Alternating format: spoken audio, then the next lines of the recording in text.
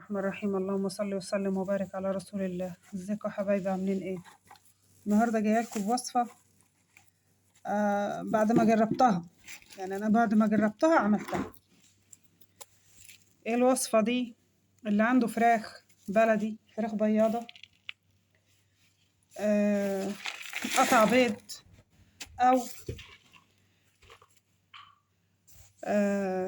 بتاكل البيض، تبيض وتاكل البيض، او البط اللي مش بيبيض، او الحمام.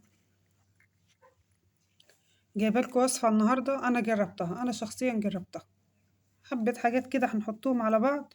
أهم حاجة وأول حاجة تعمليها، السبب اللي بيخلي الفراخ تاكل البيض بتاعها، الأكل المبلول، يعني الأكل اللي بيتبسس أو اللي بيتحط عليه مية، ده اللي بيخلي، واللي بيخلي الطيور تعض في بعضها قلة الكالسيوم، اللي هو إيه؟ قلة الشمس، اللي ما بتشوفهاش الشمس.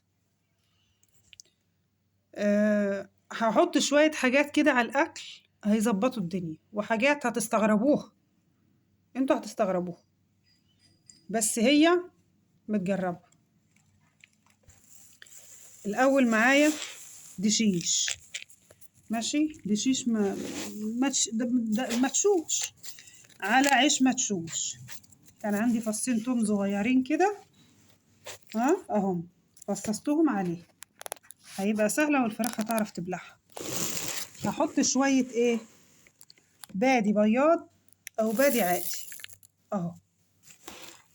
هو كده كده البادي العادي ما عادش فيه نسبة التسمين اللي زي الأول. هحط شوية غلة أو قمح أهو. الغلة دي اللي أنا كنت بلاها أهي، غلة مبلولة، دي بتمري على الطيور كمان. فضيت هنا، ده حتة رز مش رز، ده الهزازة بتاعت الرز، ودي السرسة بتاعت الرز، اللي هي القشرة بتاعت الرز قبل ما يتبيض أصلا. ماشي كده، حطينا دشيش وبابي وغلة وفص التوم الصغنون ده كده، حبة التوم الصغيرين دول. ماشي، فاضل ايه تاني؟ هنحط ردة، كل ده ناشف اهي اهو. دي ردة برضو من بتاعة الدقيق، عشان تحفظي الردة قلبي عليها شوية ملح وحطي فيها ورقة لورا وسيبيها تفضل عندك. هحط ايه بقى؟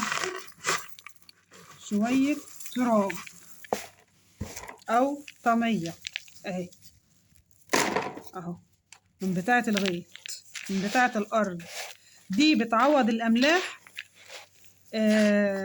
عند الحمام، دي مفيدة كمان للحمام. وهحط حاجات والله ما هتصدقوا،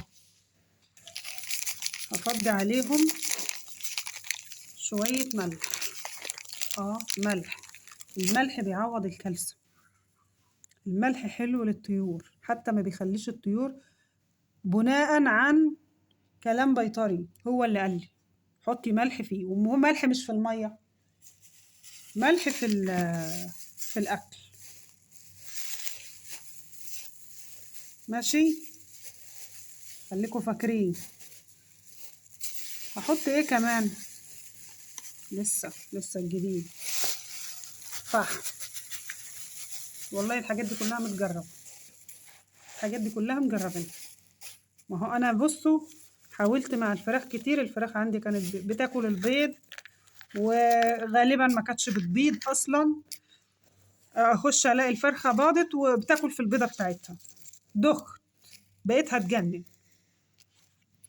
فبعدين ايه، وصلت للوصفه المتجربه دي، وهي اللي جابت معايا النتيجه.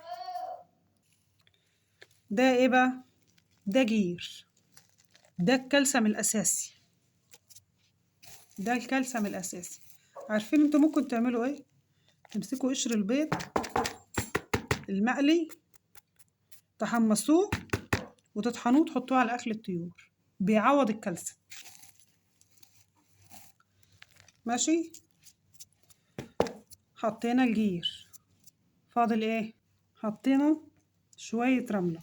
ما تستغربوش بالله عليكم، بالله عليكم ما تستغربوا، والله الوصفة دي متجربة وجربوها وقولوا لي رأيكم. خلاص كده احنا خلصنا. حطينا دشيش على عيش مدشوش على ردة على سرسة على حتة رز لو فيه على غلة على فحم على شوية طمية على حبة رملة صغيرين على بادي بياض أو بادي عادي على جير. كل ده احنا الطيور الحمام اللي بيطلع ينقي من الأراضي بيبقى ما شاء الله يعني حلو وكويس. احنا عشان قافلين على الطيور ما بيطلعش الحمام محبوس. الطيور اللي بتطلع تاكل من بره دي ما بتلم من الرملة ومن الأرض ومن الكلام ده كله. إنما دي والله الوصفة دي متجربة، جربوها زي ما هي كده. حطيها على الفطير بتاعك، بس تحط له مية علشان طبعا احنا حاطين ملح. جربيها وابعتولي في التعليقات قولوا له عملت ايه معاكم، بس هتصبروا عليهم شوية، اسبوع 10 ايام، وهتدعولي.